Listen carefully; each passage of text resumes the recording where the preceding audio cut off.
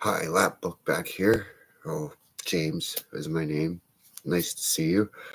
Uh, I was thinking on the terms of I have this lymph node. It's been swollen for a couple years now. I didn't want to have it removed. I chose not to because I thought if they cut it open and if it is cancer, the cancer would just spread.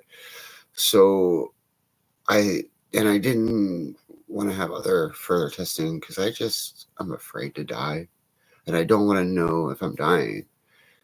And I do know that it's most likely prob there's possible it's possible that it is cancer. So, but I have been wondering, what if we tried a different approach with cancer instead of Whitecell? It's a thought that I'm working on. What if we not removed the cancer or gave it radiation, but what if we progressed the cancer by injecting it with a what I would call a white cell? It's like a white blood cell, but I call it white cell because it would infect the cancer and fight it from within. Now I don't know if there is teams out there that are studying this, and not sure if it will work, but that's the thing, is anything is possible. And I do believe that our community of the people trying to fight and battle cancer every day, God bless to the ones that are have passed away, and rest in peace to everyone that I loved and that you loved. But what if we're just not trying the right approach? I believe if we progress this cancer, maybe the cancer is basically, what if we fight it from within? And and a term, I don't know the term.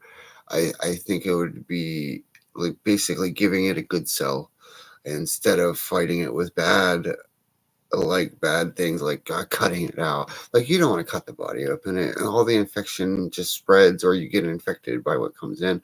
Then radiation is a very bad tool. Yes, there's people that have been cured by radiation, and by removing these things. But what if the infection's from within, and it's generally your DNA, or your specific DNA is fighting this disease within itself? What if the DNA is encoded with something that we're supposed to learn from? Of course, we're learning every day, but what if we fight this cancer with a white cell? I call it, is a term I'm using. The white cell is basically a blood cell for the cancer to fight the cancer within. Uh, in response to it, yes, I know curing, people think of curing as it happening like that, but you can cure mental illness by giving it medication throughout time. I In my personal experience with mental illness and PTSD with paranoid schizophrenia, it's a battle every day, but my medications cure it at the time being. Well, it helps it from having an episode. So I thought, what if we did that with cancer in a standpoint? Like, say you inject the cancer, and then over time take a pill, then what it would do in this terminology, it would bring down the swelling, and then over time it would kind of cure it at the same time and keep it at bay. Now, if you can keep it at bay, then in return, you would have a longer lifespan. Uh, it's just something that I thought of, but in response to having lymph nodes, I've had 2 or 3 removed, 2, I think, and this would be the 3rd one. And I always thought the 3rd one's it's gonna do me in. You know what I mean? It's gonna do me in. But I think in return to this, even if it is cancer, I don't want to find out.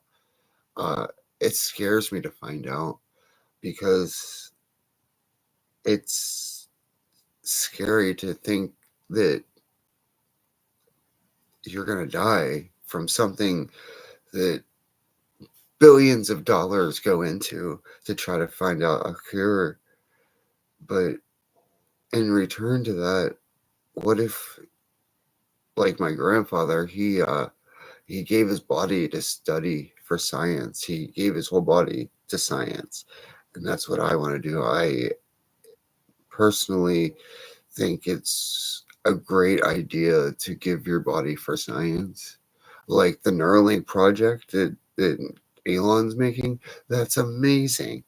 I mean, to think he's studying these brains, that's studying brains by just a little tiny chip in the skull.